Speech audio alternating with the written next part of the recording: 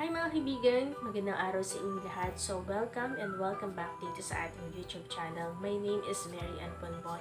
So, kung bago ka lang dito sa ating channel, napadaan na po kayo, huwag kalimutang i-click ang subscribe button, pati na rin po ang notification bell para lagi kayong updated sa ating mga uploads. Okay, so for today's video mga kaibigan, isi-share natin sa inyo yung ilan sa mga kailangan nating i-prepare kapag tayo po ay gagawa ng ating YouTube channel. Okay, so ito ho ay tips lang po para sa mga baguhang YouTuber channel na gusto pong magkaroon ng YouTube channel. Okay, so makinig po kayong mabuti, and syempre marami na rin ang nagko-content ng ganito dito sa YouTube mga kaibigan. Okay, so ito ho para sa mga baguhan. Okay, so una ho nating dapat ihanda mga kaibigan kapag gusto ho natin na magkaroon tayo ng ating YouTube channel ay kailangan natin meron tayong Gmail account.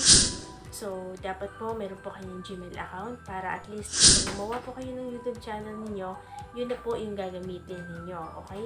So, para hindi na po kayo mahirapan. So, pangalawa po, dapat nakapag-isip na po kayo ng inyong channel name. Mas maganda po mga kaibigan yung maiksi lang at mabilis pong i-memorize ng ating pong mga viewers.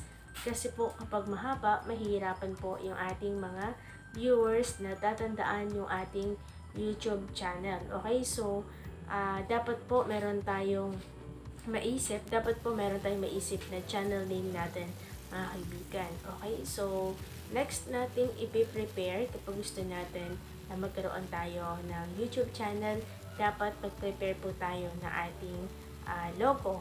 Okay, so picture or kahit ano, basta pwede natin gamitin na logo. Tapos mga kaibigan, dapat i-prepare din natin or ihanda rin natin yung ating cover doon sa ating YouTube channel.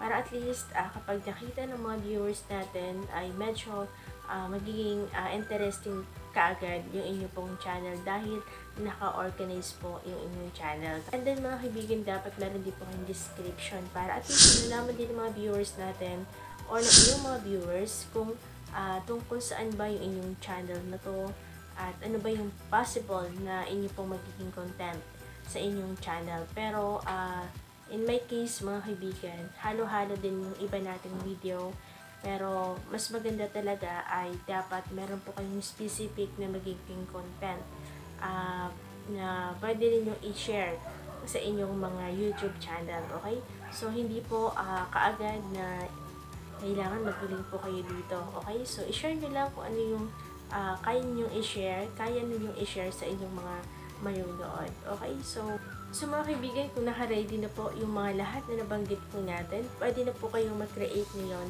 ng inyo pong YouTube channel. So, next video ho natin mga kaibigan, tatalakayin po natin kung ano-ano nga ba yung pwede ho natin gawin para tayo po ay makapag-apply doon po sa YouTube monetization. So, thank you so much mga kaibigan. Sana ho nagustuhan ninyo ang video natin. Kung nagustuhan niyo man po, huwag kalimutang i-click ang subscribe button, pati na rin po ang notification bell para lagi po kayong updated every time na may bago tayong upload. Salamat!